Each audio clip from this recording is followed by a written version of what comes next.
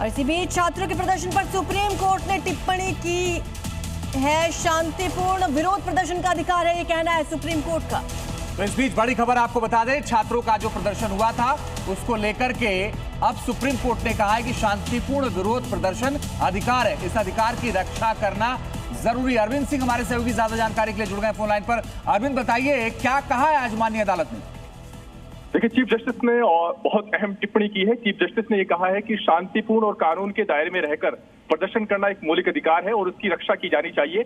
और अगर कहीं पर आंदोलन हो रहा है तो इसका मतलब ये नहीं कि पुलिस को लाठीचार्ज या बल का इस्तेमाल करने का लाइसेंस मिल गया है। कोर्ट ने साथ में ये भी कहा कि इस तरह के मामलों में आगे निपटने के लिए एक यूनिफॉर्म गाइडलाइन होनी चाहिए और कोर्ट इस पर विचार करेगा। एक और महत्वपूर्ण बात यह कि एक घायल पुलिसकर्मी के परिवार की ओर से भी जो पेश वकील थे उन्होंने अपनी बात रखनी चाहिए। तो इस पर जस्टिस बागची ने कहा कि चाहे प्रदर्शनकारी हो चाहे पुलिस हो, जो भी घायल हुए हैं हम उनके लिए समान रूप से चिंतित हैं और हम सरकार से भी पूछेंगे कि इस तरह के विरोध प्रदर्शन से निपटने के लिए पुलिस ने उनको वो सेफ्टी गियर क्यों नहीं दिए जिनके जरिए वो इस तरह के अगर हिंसा हुई है तो उससे बचा जा सकता था। तो कहीं ना कहीं कोर्ट ने प्रदर्शनकारी और पुलिस दोनों को लेकर के जो हिंसा हुई है, जो दोनों लोग घायल हुए हैं दोनों पक्ष के, उसको लेकर के चिंता जाहिर की है। और सबसे महत्वपूर्ण बात यह कि कोर्ट ने यह कहा है कि अगर शांतिपूर्ण विरोध प्रदर्शन हो रहा है तो शुक्रिया आपका इस तमाम जानकारी के लिए। बड़ी खबर आ रही वो भी दर्शकों को बता दें, छात्रों के प्रोटेस्ट पर बोली प्रियंका गांधी। सुना है बिहार में बच्चों पर एफआईआर दर्ज हुई, पश्चिम बंगाल में भी छात्रों पर एफआईआर हो रही है, इसका क्या फायदा हुआ, ये पूछ रही है प्रियंका गांधी। अभी भी एफआईआर फाइल कर रहे हैं बिहार में, बंगाल में स्टूडेंट्स के खिलाफ, ये मैंने सुना है, वेरीफाइड नहीं है अभी। तो मतलब फिर फायदा क्या हुआ?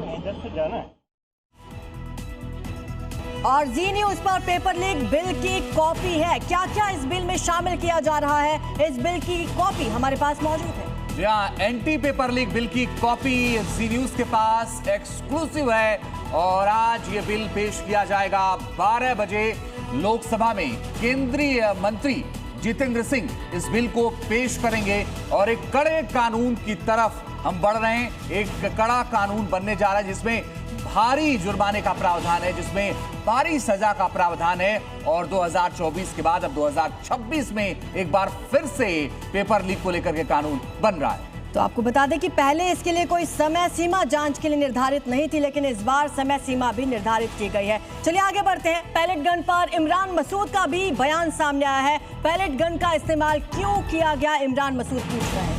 या कांग्रेस के सांसद इमरान मसूद ये कह रहे हैं कि पैलेट गन का इस्तेमाल क्यों हुआ, बच्चों पर पैलेट गन क्यों चलाए गए, क्या राष्ट्रीय सुरक्षा का खतरा महसूस हुआ?